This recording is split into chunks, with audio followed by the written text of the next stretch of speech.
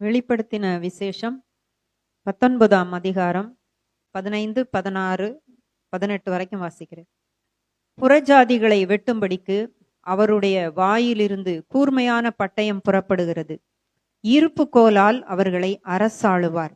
அவர் சர்வ வல்லமையுள்ள தேவனுடைய உக்கிர கோபமாகிய மதுவுள்ள ஆலையை மிதிக்கிறார்.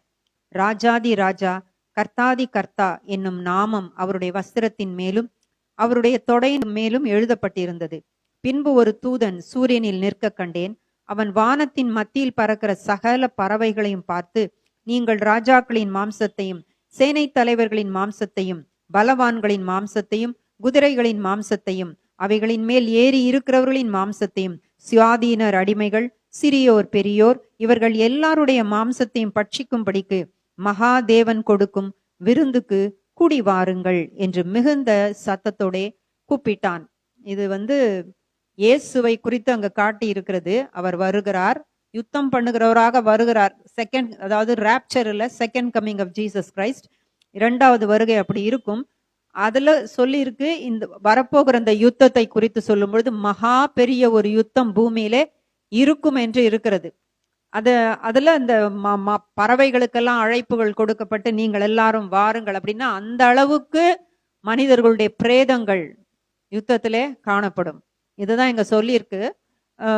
ஆகவே அந்தி கிறிஸ்துவினுடைய விஷயம் எடுக்கும் பொழுது அதனுடைய முடிவு என்னன்னா, அந்த யுத்தத்திலே அந்தி கிறிஸ்துவும் கள்ள தீர்க்கதரிசியும் பிடிக்கப்பட்டு அவர்கள் அக்கினியிலே போடப்படுவார்கள். அதன் பின்பு சாத்தான் பிடிக்கப்பட்டு 1000 வருடம் அவன் பாதாளத்திலே தள்ளப்படுகிறான் என்கிறது அது பின்பாக சொல்லப்பட்டிருக்கிறது. நாம இந்த யுத்தங்களின் செய்திகளையும் கேள்விப்படுவீர்கள் என்ற அந்த இயேசு சொன்ன அந்த வசனத்தின் அடிப்படையில இதை நம்ம பார்க்கிறோம். ஆகவே ஒரு பெரிய ஒரு லாங் வார், பெரிய யுத்தம் குறித்து தானியேல் தீர்க்க தரிசன புஸ்தகத்துல சொல்லப்பட்டதை தான் நம்ம பார்த்துட்டு வரோம். 11ஆம் அதிகாரத்துல நிறைய பார்த்துட்டோம். எப்படி கிரேக்க பேரரசு 4ஆக உடையும், அதனுடைய தென்பகுதியும் வடபகுதியும் இருக்கக்கூடிய அந்த ராஜாக்கள் இடையில நடக்கிற யுத்தம், இடைப்பட்ட இடத்துல இஸ்ரேல் இருந்து கொண்டு அவர்களுக்கு இருக்கக்கூடிய நெருக்கங்கள் கஷ்டங்கள் அப்படியாக புறஜாதிகளாலே அவர்கள் மிதிக்கப்படுகிறது அதுல சொல்லப்பட்டு இருக்கிறது. அதனுடைய முடிவு பகுதி வரும் பொழுது அந்தி கிறிஸ்து எழும்பி வருகிறதை நம்ம பார்க்கலாம். 40வது வசனத்திலிருந்து நான் கொஞ்சம் படிச்சுட்டு அதை உங்களுக்கு எக்ஸ்பிளைன் பண்ணுகிறேன். முடிவு காலத்திலோ வென்றால் தென்திசை ராஜா, அதான் கிரேக்க பேரரசினுடைய சவுத் டிவிஷன், அப்போ எகிப்து அதை சார்ந்த அந்த தேசங்கள் அவனோட முட்டுக்கு நிற்பான், அந்தி கிறிஸ்துவை எதிர்த்து நிற்பான். வடதிசை ராஜாவும் ரதங்களோடும் குதிரை வீரர்களோடும் அநேகம் கப்பல்களோடும் சூறை காற்று போல் அவனுக்கு விரோதமாக வருவான். வடதிசையில இருக்கக்கூடிய ராஜாக்களும் அந்தி கிறிஸ்துவுக்கு விரோதமாக வருவார்கள். தேசங்களுக்குள் பிரவேசித்து அவைகளை பிரவாகித்து கடந்து போவான். அந்தி கிறிஸ்து ஆனாலும் கூட எப்படி அலெக்சாண்டர் தேசங்களை எல்லாம் அவன் பிடித்தானோ அதை போல இவனும் பிடிப்பான் என்று சொல்லப்பட்டிருக்கிறது. அவன் சிங்காரமான தேசத்திலும் வருவான். சிங்காரமான தேசம் என்பது இஸ்ரேல், எருசலேம் அவருடைய நகரம் என்று வேதம் சொல்லுகிறது. ஆகவே அங்கும் அவன் வருவான்.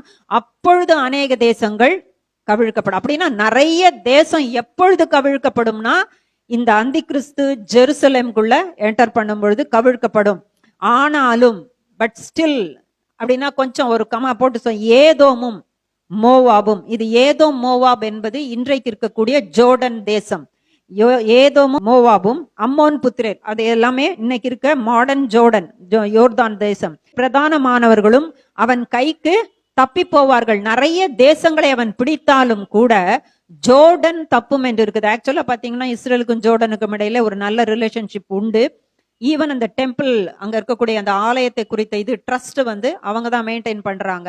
அவங்க ஆலயம்னா அங்க இருக்கக்கூடிய ஒரு மாஸ்க் எருசலேம் மலையில இருக்கிறது. ஆகவே இவ்விதமாக, ஆனா அது தப்பும் சொல்லியிருக்காரு. அவன் தேசங்களின் மேல் தன் கையை நீட்டுவான், எல்லா தேசத்துக்கும் அகைன்ஸ்டா தான் வருவான். எகிப்து தேசம் தப்புவது இல்லை, அவன் எகிப்தை விட்டு விடமாட்டான் அப்படின்றது அதுல சொல்லப்பட்டிருக்கு. எகிப்தினுடைய பொன்னும் வெள்ளியுமான ஐஸ்வர்யங்களையும் உச்சிதமான எல்லா வஸ்துகளையும் ஆண்டு கொள்ளுவான். லீபியரும் லிபியா, எத்தியோப்பியரும் இத்தியோப்பியாவும் அவனுக்கு பின் செல்வார்கள். அந்தி கிறிஸ்துவுக்கு உதவியா இருப்பாங்க. யாருன்னா லிபியா அண்ட் இத்தியோப்பியா. இதுல சொல்லி இருக்கிற இத்தியோப்பா ஆன்டி கிரைஸ்டுக்கு உதவியா இருப்பாங்க. ஆனா ஈஜிப்ட் எதிர்த்து நிற்கிறதாக இருக்கும். ஆனா தப்பாது. ஆனாலும் பட் ஸ்டில் எப்படின்னா இவனையே எதிர்த்துட்டே இருப்பாங்க சில நேஷன்ஸ்.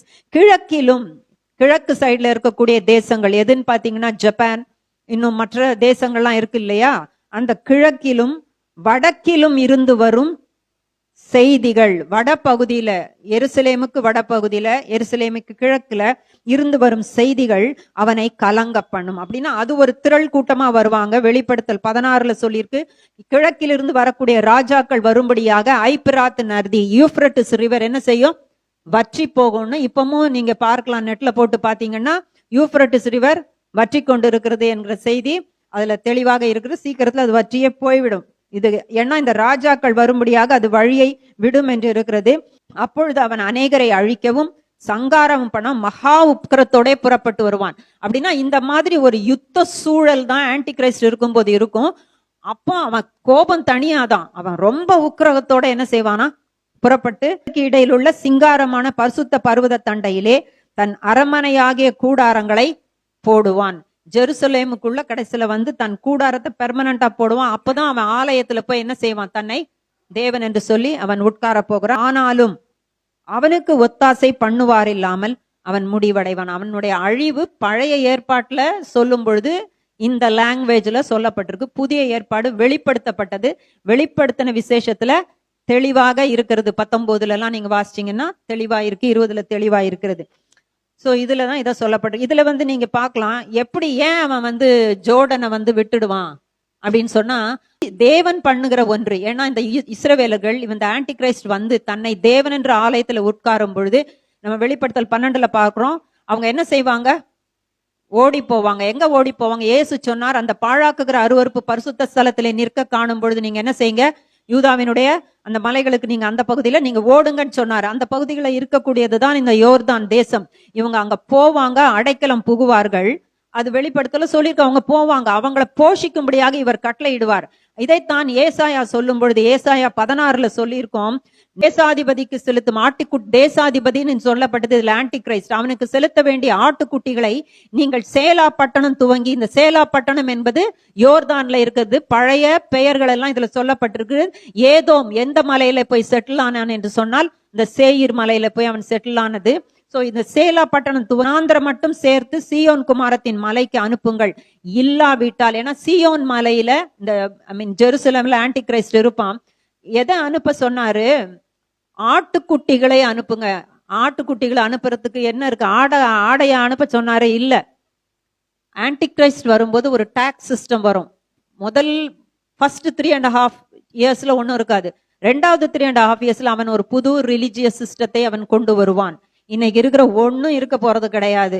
அந்த ரிலிஜியஸ் சிஸ்டத்தின் படி அதை ஃபாலோ பண்ணாதவங்க ஒரு டாக்ஸ் கட்ட வேண்டி வரும். ஜூஸ் இருக்க முடியாமல் அந்த இடத்தை விட்டு அவள் பிரிந்து போவாங்க.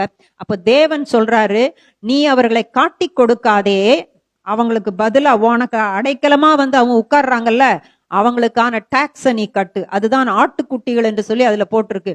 ஆக இல்லாவிட்டால் அப்படின்னா, அப்படி நீ கட்டாத பட்சத்தில் கூட்டை விட்டு துரத்தப்பட்டு அலைகிற குருவியை போல மோவாபின் குமாரத்திகள் அர்னோன் நதியின் துறைவிடத்தில் இருப்பார்கள். அப்படின்னா உனக்கு ஆபத்து. ஆன்டி கிரைஸ்ட் வரும்பொழுது உனக்குரிய டாக்ஸையும் கட்டு, ஓடி வராங்களே என்னுடைய ஜனங்கள், அவங்கள நீ காட்டி கொடுக்காமல் அவர்களுக்கான டாக்ஸையும் நீ கட்டுன்னு சொல்றாரு. இதுதான் சொல்லப்பட்டிருக்கு. இது நடக்க போகிற தீர்க்க தரிசன வசனம். எல்லாமே மாறதான் போகிறது, எதுவும் இருக்க போறது இல்ல. இயேசு மாத்திரமே மாறாதவர். அவர் வந்து பூமியை அரசாள வருகிறார். ஆகவே யுத்தங்களின் செய்திகளையும் கேள்விப்படுவீங்கன்னு சொன்னாரு. அப்படின்னா இயேசுவினுடைய ரகசிய வருகை எந்த நேரத்திலும் நடக்கும். அவரை சந்திக்க நாம ஆயத்தமாக இருக்க வேண்டும். எருசலேமை எல்லா தேசங்களும் சூழ்ந்து கொள்ளும். இயேசு சீக்கிரத்திலே வருகிறார். ஆமேன்.